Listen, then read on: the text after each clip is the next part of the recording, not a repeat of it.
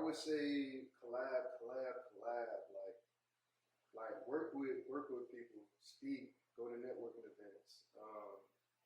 Like just try to be involved, man. Just like don't be an introvert sitting in your house in the edit room, sweaty. You know what I'm saying? Get out, bro, and be involved with people, meet people. Because the best part of this is when you're with other people and with other creators.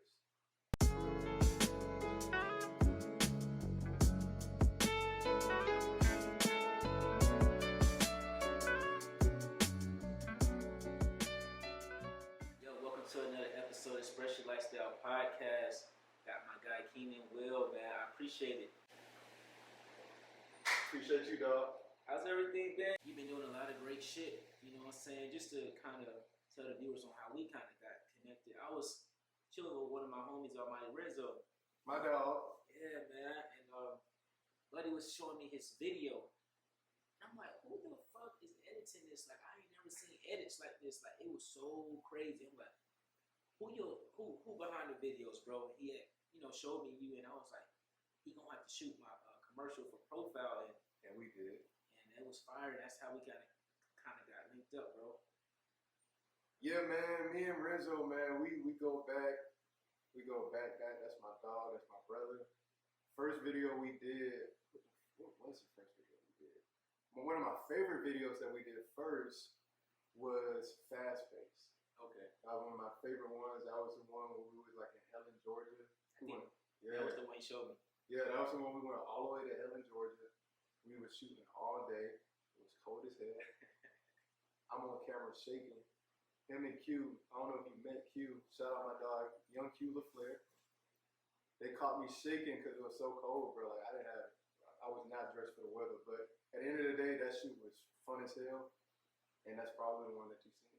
Yeah, bro, I'm like, bro, these edits is crazy. And you got me right on our commercial for Profile, so we definitely looking for future work. Man, I just want to say, first off, congratulations. I came across, you said that you secured your first script. Tell me about that. Tell me about the script. And if you could, I don't know if you get too deep into the actual, situation, but just tell me how that situation is going for you. It's crazy. Like, this is still fresh. So this is like completely fresh. My first script, I got it. It's actually my plug. This is my dude. Like, shout out Angel Face. Like, this dude is super talented. He's an artist. He's a writer. Me and him really linked up on some just seeing each other, time after time, and then he just found out what I do. We follow each other on IG, and we finally locked in. And I actually, this just happened like maybe 3 days ago. I reached out to him. I'm like, yo, I need the script. I'm trying to get this shit rolling. And then he wrote it last night. I told him my inspiration. The inspiration for the short film that me and him is going to be doing is coming from Atlanta. If you've seen Atlanta, you know the subtleties that they have in Atlanta. It's just a good show because the cinematography in it is just so fire. The randomness, the slight humor, like that's what we're going for. We're planning on attacking topics in a 4 to 7 minute like short film. That's tough. Yeah. Damn, bro. And you said this is your first one. This is my first short film. Like, okay. Yeah, bro. How would you have to attack this versus the other visuals that you have done in the past? So like, the difference with this is it's gonna be my baby. So it's like, with everything else that I've done for people, it's just been like, I make the treatment, of course, I come up with ideas, but at the end of the day, I'm going off the music that I hear. I'm going off the idea of the other person for the most part. And with this one, this is going to be more so a collaborative effort between me and Angel Face. And it's just going to be more so my baby. I'm going to invest in it. I'm going to put the money in it. Like, I'm going to just be able to be completely hands-on with it and just try a whole bunch of different things. Word. Yeah, I'm glad we talking about it. We can't wait to see it when it all unfolds. Southside, bro. On the Southside. Yes, sir. Riverdale. Yes, sir. Talk to us about your early days as far as getting inspiration and actually starting to shoot videos and promos and everything Man, like it's funny. Like I wasn't into film or videography when I was younger. I was into graphic design. Okay. So like it started. I don't know if y'all know about IMVU. IMVU is an old social media platform. I remember that album. It was the 3D avatars. It was like it was really the metaverse before the metaverse. Sure. This is 10 plus years ago. Like I was on IBU, I was a developer. Like I was being paid to make textures. I made jeans, shirts.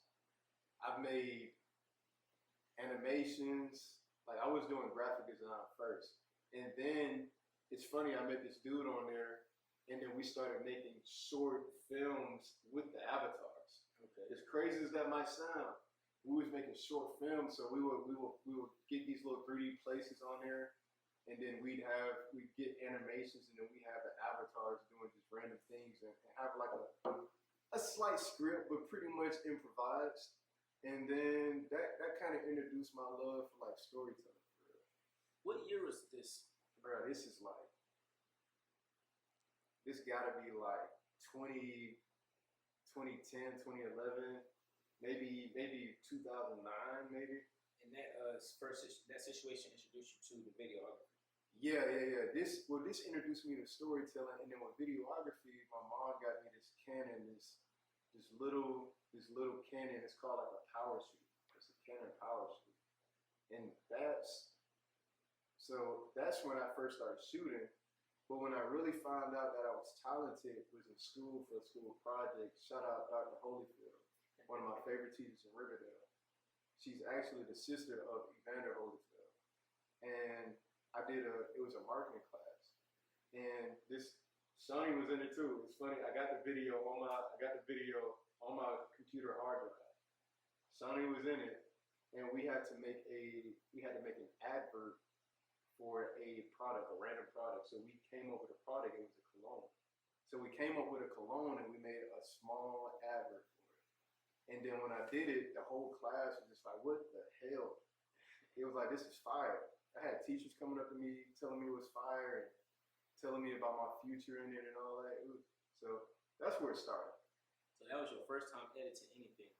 Not my first time, but that's the first time I like really put myself out there. Okay, and then from there, you kind of transition into like, so when did you start doing music videos and promos for people? When I started doing it, I would say maybe like 2013, maybe. Really like 2013, 2012. My first music video I probably shot was with this guy, and he's still a good friend. His name's Ari the Visionary. That was his rap name, Ari the Visionary.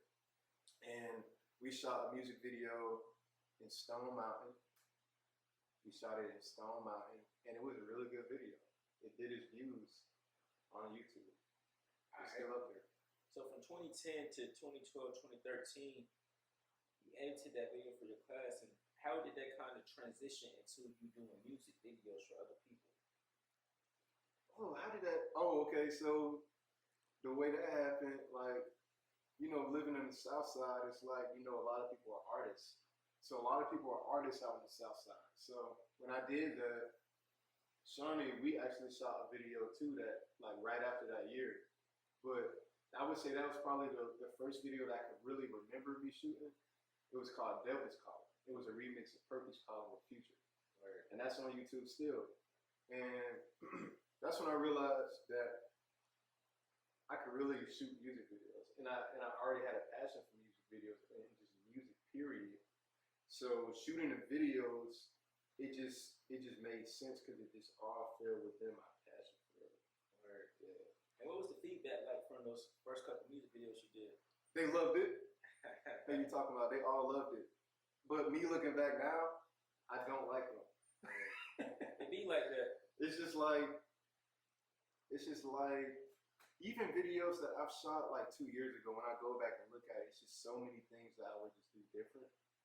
So it's like, at the time, they were definitely fire. Yeah, bro, and that's what I wanted to kind of talk about. Talk about that learning process, because I know you said you're looking at them back then, like, there's a lot of stuff I would have done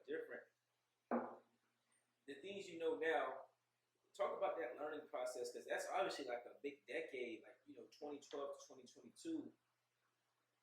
Yeah, the learning process is it's a process, man. It's just trial and error. It's just about immersing yourself in it and just being available to whatever comes out and being okay if this shit's trash. So like most of them that I did, well, none of them was trash when I put them out, but it's just like the learning process is just getting in the field, getting your ass on YouTube if you're not in film school, if you're not like in school for it, because I didn't go to school.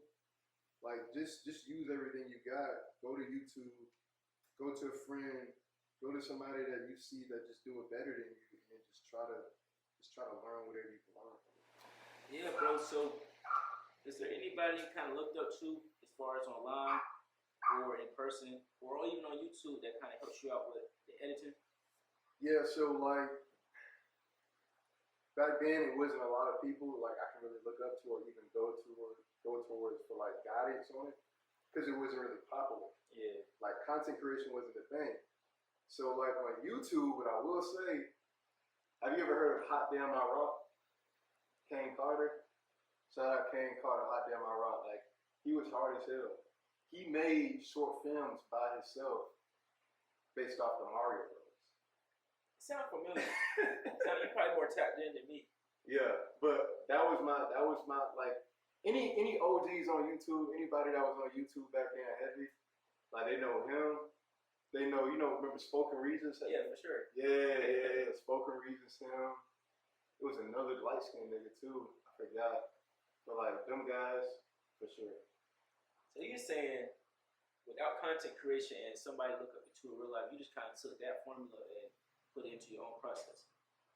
For sure. Like, I just looked at them as inspiration, and then I just use what I can use. Like, even my friend, like I had friends. Well, of course I had friends back then, but like we were just picking up the camera and we were just recording. I got this one video on YouTube. This shit got like 2,000 views. I removed it because it's cringy as hell. But I removed it. It's not deleted. It's just not on YouTube right now. But we shot this short film with Terrell. He used to stay here when we shout out Terrell. And my dog Carlos, he passed away. But for sure, that was one of my best friends. We shot this whole video in this man's house when his parents were gone. Yeah. And they came back the next day while we were asleep, and his dad came into the house, and he was pissed. But we shot this whole video on the iPhone. Good quality too. Yeah, it was an iPhone 4. And then, bro, like as far as the current, or I'm not sure when you started, but when did you know it was time to start Keenen Will Media? Last year. Last year. Working when I realized like I'm kind of over it. The 9 to 5. Yeah, man. Just trying to take everything more seriously for real. Like I knew that was like the next step. So Keenen Will Media, that is a combination of music, short film, video marketing. It's a combination of all that. So I just combine all my loves and just put it like all in one thing. You said last year, so what was the process of you getting that started up?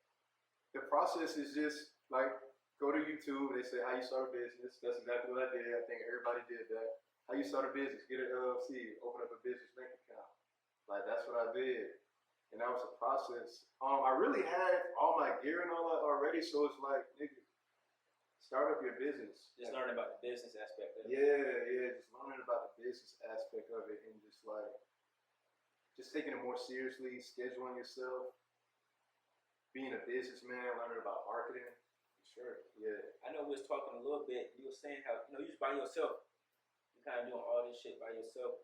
Talk about the importance of having a team and grinding while you don't. Bruh, you gotta put the work in.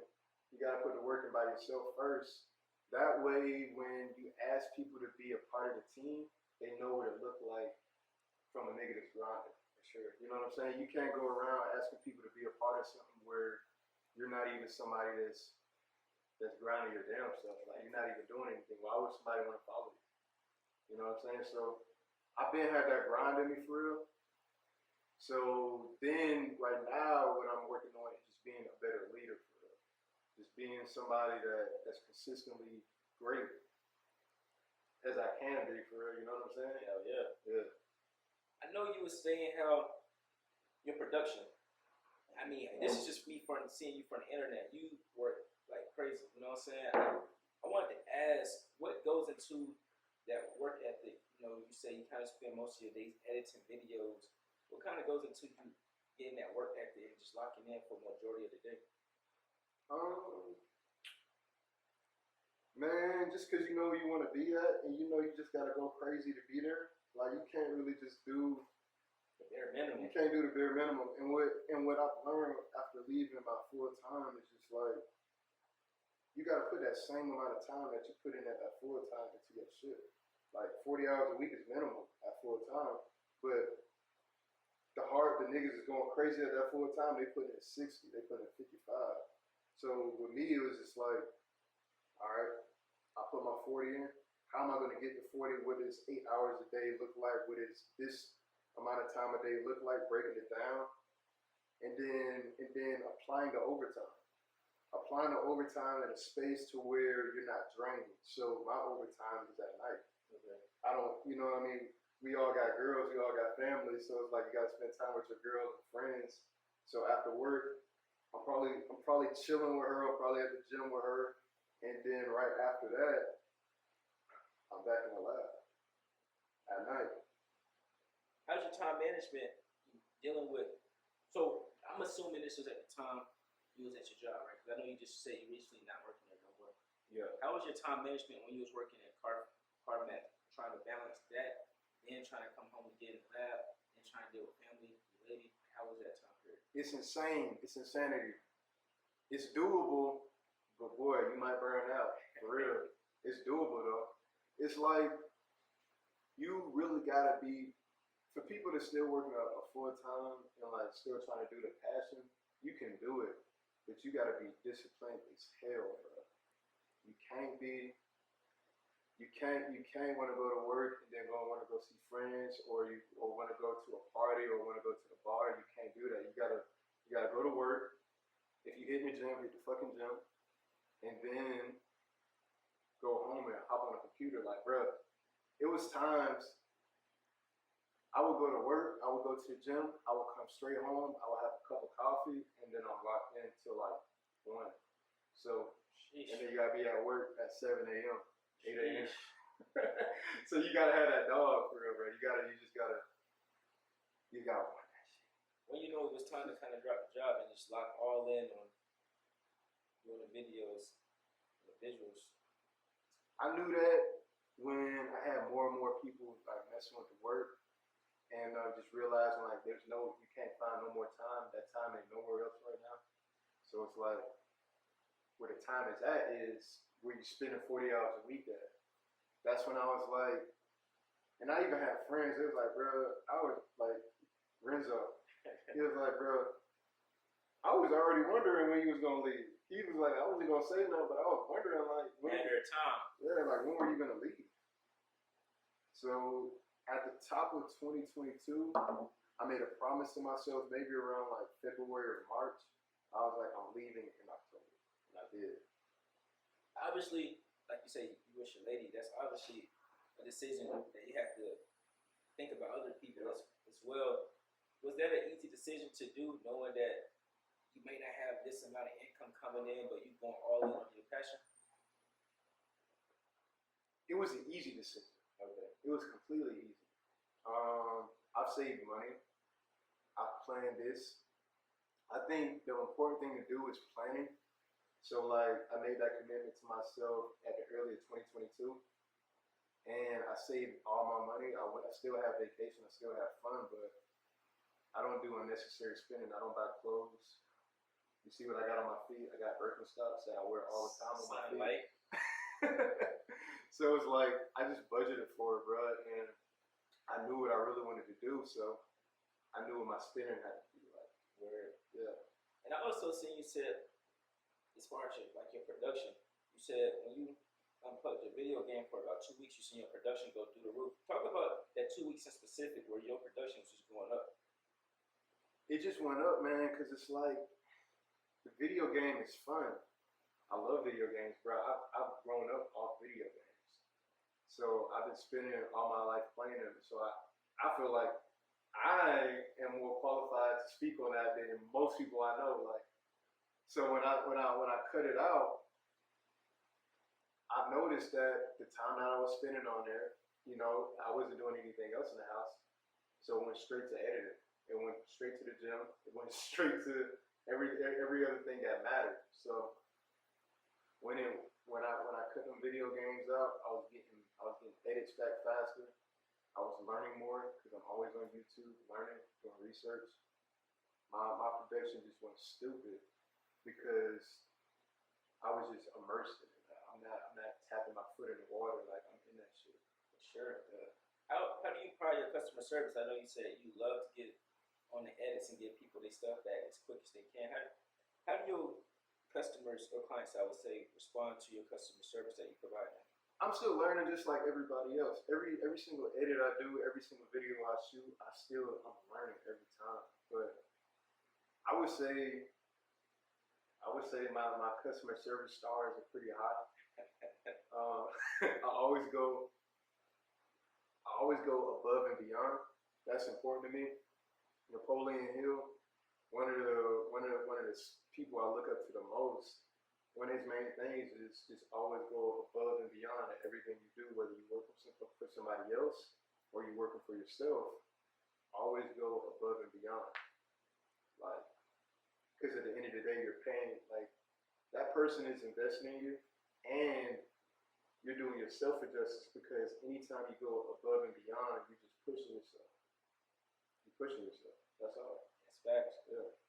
And you had an interesting take on something I seen. You was like, I want psychos on my team. You have Yes, to sir. be a psycho for people to take you serious. What did you mean by that? Psychos, man. Psychos in not the literal sense. It's just like I want people that's crazy about what they do for real. Okay. I don't want people, like I said, tapping their toe in the water. Like, because at the end of the day, I feel like I'm a leader. I don't tap my toe in the water. I'm all in. And I want everybody else around me to be all in and crazy about what they do. And go back to what you were saying earlier, like you got to put the work in for people to see and be a part of the vision. What are some ways you are trying to implement that for people to kind of, take the vision serious and kind of be on board? Just communication, man. Just like having tough conversations with people. Like not assuming someone's mindset on something. Like, if anybody that I work with or anybody I work seriously with, like I'm gonna approach it seriously, and I'm gonna have conversations. And I'm gonna ask questions. I'm not afraid to ask a nigga a question. Like, are you really like doing this? Like, I'm gonna ask you that. Do you really want to do this? Are you like, how far are you really trying to go? That's what I want to touch into. Like when you're working with these clients. How do you like working with them? Do you see that they got the hunger in them? Do you see that they're really passionate about what they do? And do you like working, like what kind of people you like working with? Everybody that I work with so far, I would say they're all in. I feel like everybody are all in at their own level. Now, it's easy to tell the people that's not all in, and normally it don't go as far as the transaction. Like normally the people that I work with, as soon as the transaction happens, that's when you know, like, okay, because my prices ain't the highest, but they ain't the cheapest. You know what I'm saying? So I feel like if you're willing to pay that price, then you probably all in. That quality of work. Yeah. Bro, as far as the visuals you done worked on, what's some of the best sessions you had?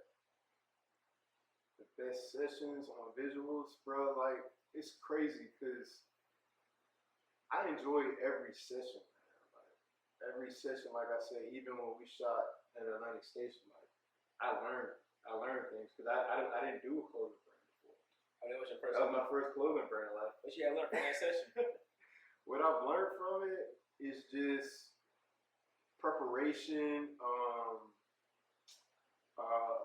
preparation, theme, like with your clothing brand, we wouldn't put poppy music behind it. You know what I'm saying? We wouldn't put, we wouldn't do super flashy edits. You know what I'm saying? We would do more grounded kind of edits, more of a like a lo-fi feel that we had on there. Yeah. Yeah, like more chill instrumentals. We would do more of a raw look, like how we were on the streets with it. And you say preparation, is that something both parties need to kind of be engaged For sure. with? Yeah. Questions, answers. It's like I said, not being afraid to ask questions. But I think a lot of people who shoot do. They just think that it's just all about it looking good, you know, cool slow motion shots, and highlight reels. Where what I've learned with like on our shoot is just like you gotta ask questions because you remember how you showed me what you wanted. Yeah. Like I would have never thought that. I could have pulled up to the shoot and been like, nah, we're gonna do a bunch of slow motion. We're not gonna have that dirty grainy look. We're not gonna have like that's what you wanted. Yeah, talk about the importance of showing the videographer your vision. It's extremely important because the videographer, if he don't know your vision, he's just gonna do what he want to do. So he's gonna do what he's used to doing, or he's gonna do what he's done before for another client. So asking questions as a videographer or anybody that's like even a photographer, like asking your client questions is important because now you completely understand the feel that they're trying to do on it. You understand the vision, and you're also keeping them engaged and involved in it. They paying for it. They need to be involved. You're not about to sit back and just have you do everything, which I can, but the product is going to be so much better when both parties is involved because now y'all knee deep in it and the communication is clicking. And but see, a lot of clients don't understand that, and I fell victim to that as well. It's just like I seen what you did for a music video, and you know you can kind of take that for granted and have the videographer just kind of get into his bag and kind of set out the layout for the shoot. But again, it was at the shoot, like, bro, tell me what you want. Ask me questions.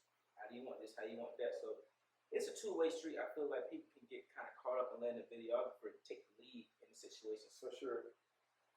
Yeah, like, how do you deal with situations like that when you're just having a client want to just take the they want you to take the lead on the shoot? I can take the lead, but if I take the lead, don't try to come back in this thing. Like, you know what I'm saying? Like, if you're gonna let your guy take the lead, let him take the lead. Let him have full creative control. Because it's kind of annoying when you tell somebody that they can take the lead, and in the middle of the lead or in the middle of this vision that this person cooked up, now you want to get your hands back on it. Now you want to change certain things, which is cool. I like a client that wants to be involved. But be involved from the get-go. Have that same energy from the get-go. That way there's no backtracking. Backtracking is the worst, bro. It's the worst because now you're going back. Now you're spending more time on it. The more time a videographer spend on a project, the more time they spend and the more revisions they have on it, the less invested they're going to be in it, and the more tired they're going to get every time they pull that crap up on Premiere Pro, on Final Cut, wherever you use it. Because time is money, bro. Yeah. You don't want your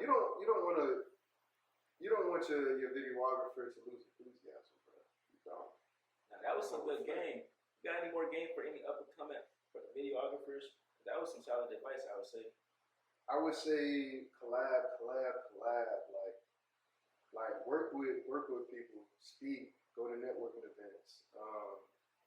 Like just try to be involved, man. Just like don't be an introvert sitting in your house in the edit room sweaty. You know what I'm saying? Get out, bro, and be involved with people, meet people, because the best part of this is when you're with other people and with other creators. And what are some outlets that you use that benefits you to kind of find some of these networking events or collab with other people? And the reason I'm able to give that advice is because I really started being way more intentional with networking events. So, the best place to go, man, like when you go to one, it pretty much open all the rest of them up. So like IG, that's the best place to go.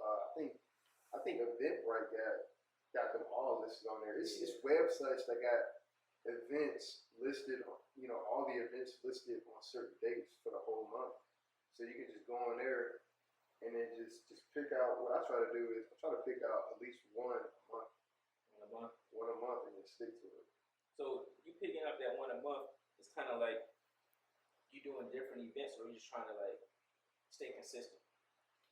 I'm trying to stay consistent with networking and seeing people, because one thing I can say with editing and like shooting and editing all your stuff is that you can kind of miss people. Like, as crazy as it sounds, you can have 3 or 4 shoots in a week, and then the next 2 weeks you in the lab editing and you're not really seeing people. So like that's when I was like way more intentional with just like getting out into networking events. That way I can just keep my social battery up. Client base. Yeah. Man, I was gonna say, it was saying like how 2022 been a big year for you on a lot of this shit. Kind of reflect on some of your best moments and takeaways and learning experiences you had from the visual shooting kind of did this year.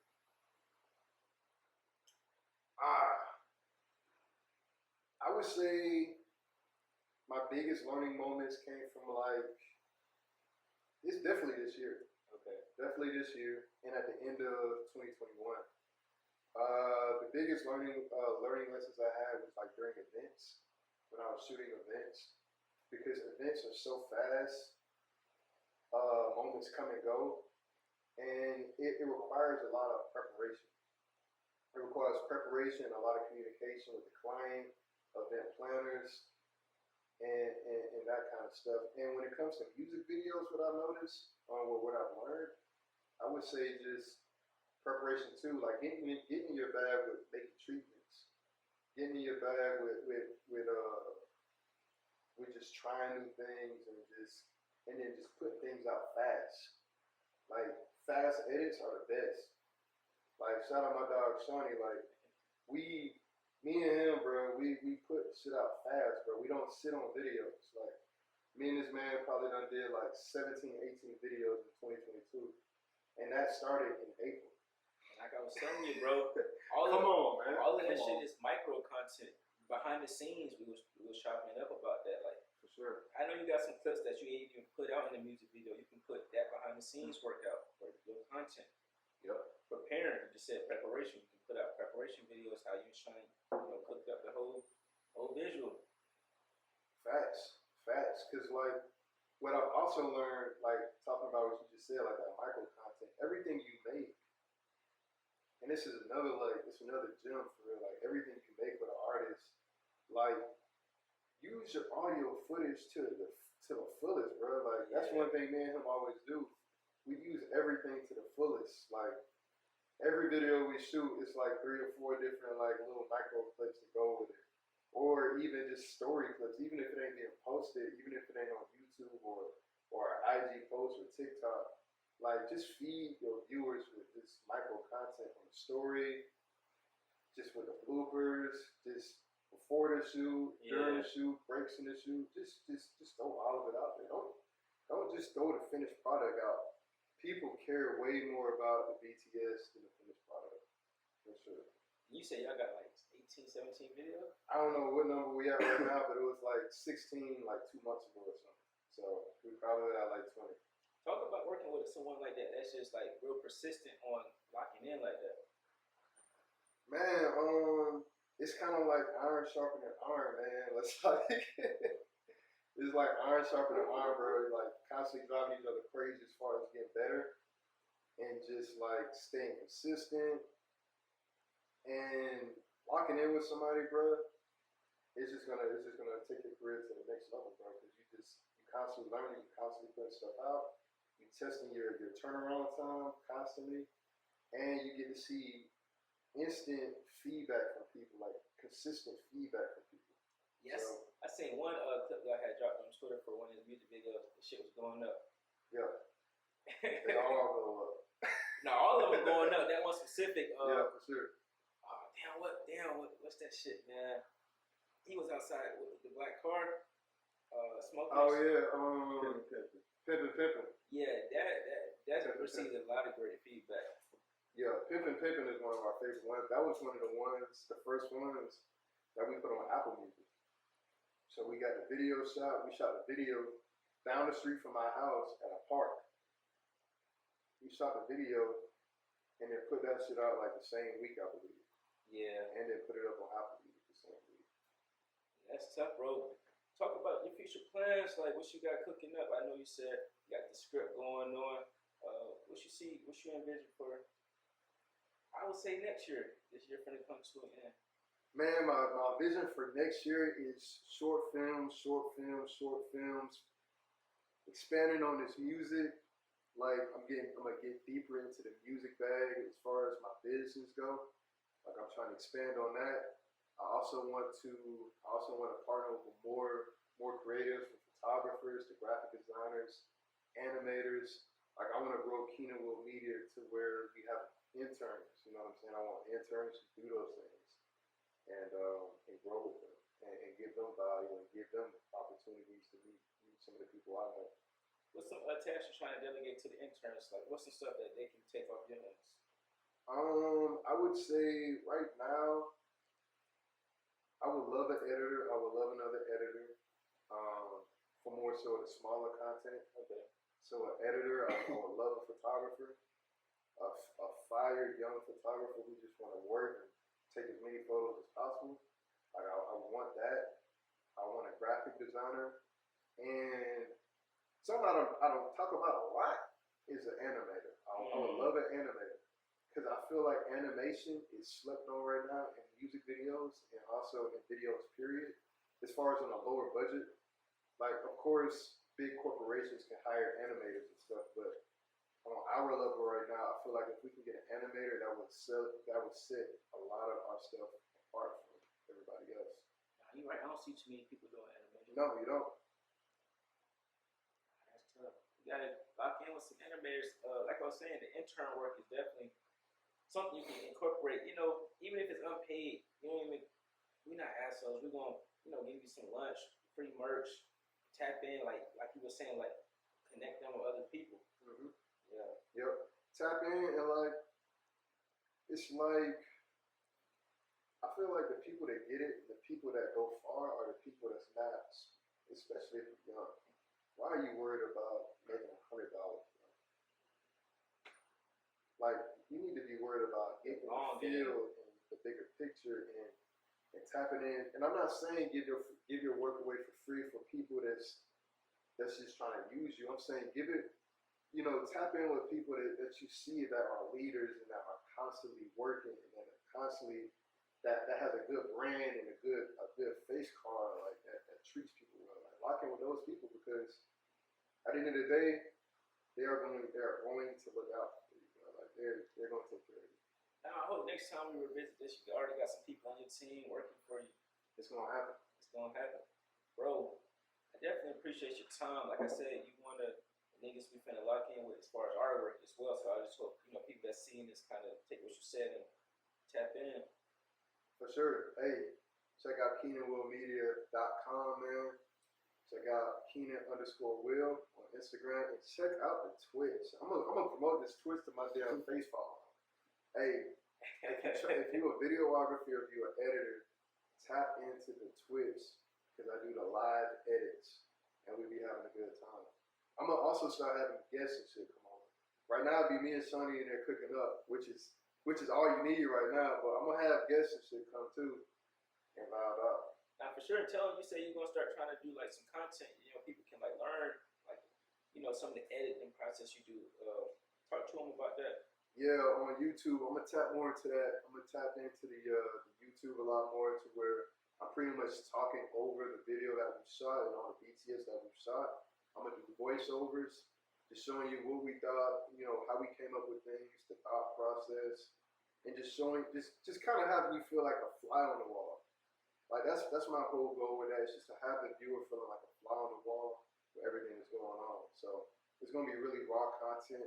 Pretty much unedited content. That way you'll feel like you're there. Word, bro. We definitely appreciate your time, bro. For sure. Appreciate you, dog. Now, of course, Hey man, push your P-shirts out soon. Tap in with Keenen Will Media. He did our commercial for our profile shoot. He's gonna do the next one, and the next ones, and the next ones. Yes, sir. Hey man, we appreciate y'all and we out.